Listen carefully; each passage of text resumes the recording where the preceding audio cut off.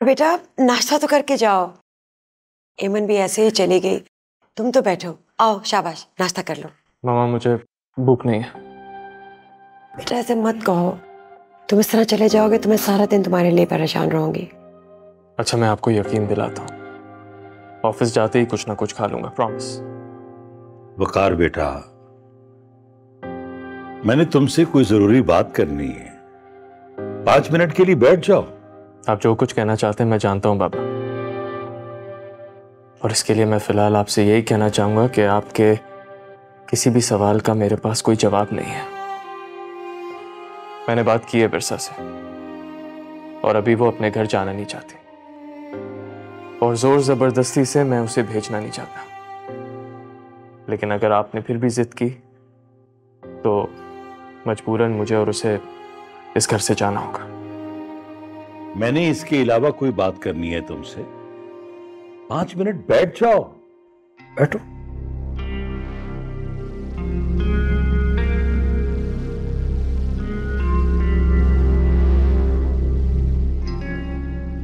ये जो अभी तुम कह रहे थे, क्या ये बता सकते हो कि वो लड़की इस घर से और तुम्हारी जिंदगी से कब जाएगी? आप ऐसा क्यों कह रहे हैं बाबा? मुझे अपनी बहन, बहनोई और भांजी को जवाब देना। अगर वो मुझसे कोई सवाल करते हैं तो उनके सवाल का जवाब तो होना चाहिए ना मेरे पास। कोई ना कोई डेडलाइन तो तुम्हें देनी पड़ेगी। तो आप उनसे कहें कि वो डायरेक्ट मुझसे बात करें, मैं उनके सारे सवालों के जवाब दे दूंगा। तुम्हारा क्या ख्याल है, ये बात उनसे करना मेरे लिए मुमकिन होगा? बेटा तुम्हारे बाबा के कहने का मतलब ये है कि अगर उन्होंने ये बात उन्हें कह दी तो इनकी क्या हैसियत रह जाएगी उनके सामने। और क्या वो ये नहीं पूछेंगे कि तुम्हारे बाबा का इतना भी हक नहीं है तुम पर? इनकी पोजीशन समझो। तो आप ही बताएं मामा, मैं क्या जवाब दूं? एक बार जरा खुद को मेरी तरफ रख के सोचें। क्या दुनिया के किसी भी शौहर को अपनी बीवी के साथ इस तरह का सलूक करना ज़ेब देता है?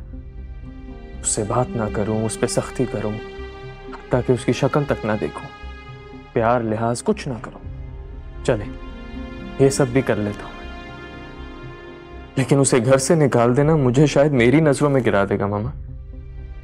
मैं पूरी जिंदगी खुद से नजरें नहीं मिला पाऊंगा, जी नहीं सकूंगा। जब तक वो अपने घर में थी सूरत हाल कुछ और थी, लेकिन अब वो यहां मेरे पास आ चुकी है, अब वो मेरी जिम्मेदारी है। तुम बिल्कुल फिक्र नहीं करो, हम कोई ना कोई जवाब दे देंगे। हाँ? जवाब तो तुम दे दोगे।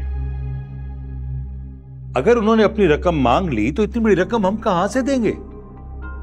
आपने इतनी ज्यादा रकम ली क्यों? तो फिर क्या करता? ऑर्डर ना होने के बराबर था।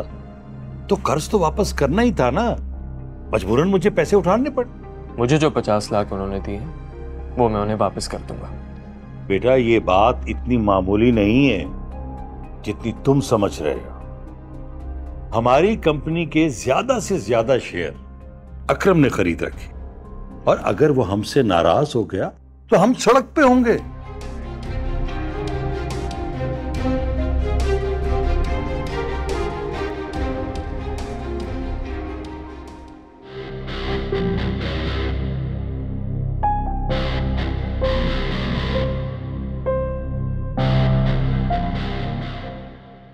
मेरे अल्लाह, अरे पागल पागल हो गया तू क्या?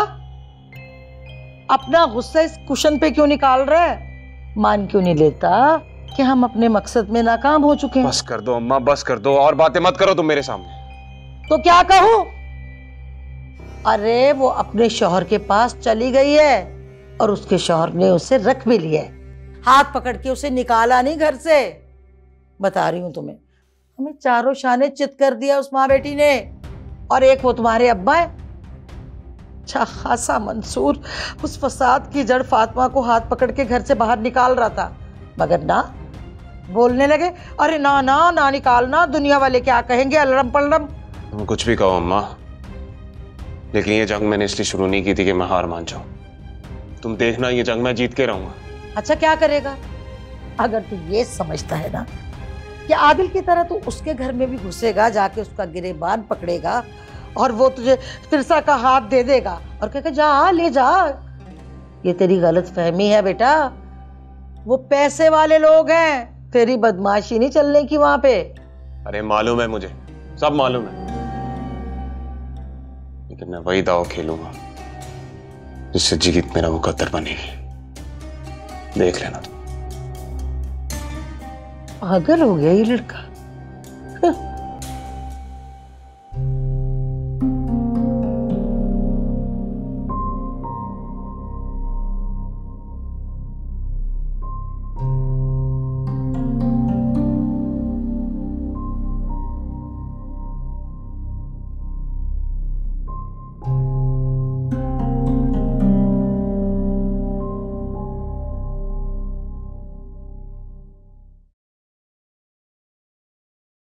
कहाँ जा रही हो?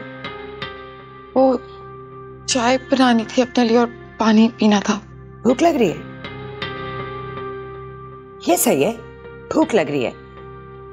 इस घर के सब लोगों की भूख खत्म करा के तुम्हें भूख लग रही है, क्या बात है। बस सर में दर्द हो रहा था तो चाय पीना चाहती थी। आओ मेरे साथ।